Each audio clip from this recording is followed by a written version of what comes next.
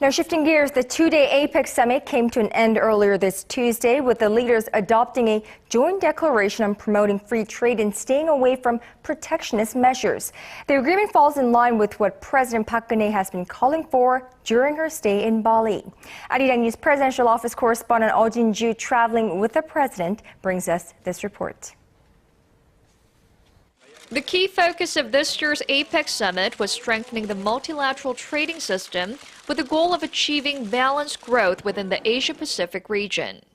On the last day of the gathering in Bali on Tuesday, the leaders adopted a joint declaration and agreed to extend their commitment to resist protectionist measures by a year to 2016.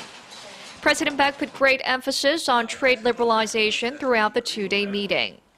On Monday, in a keynote speech at the first session of the summit, the president has stressed that trade liberalization is the most cost-effective way to promote economic revitalization, job creation, and welfare enhancement.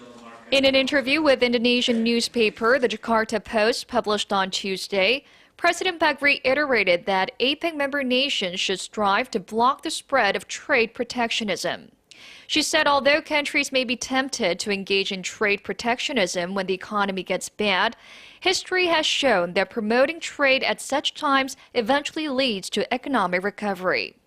President Park's call for tangible outcomes at the 9th World Trade Organization ministerial meeting set to take place in December was also reflected in the leaders' declaration. The president in particular had called for progress in the stalled Doha Development Agenda, a current trade negotiation round of the WTO.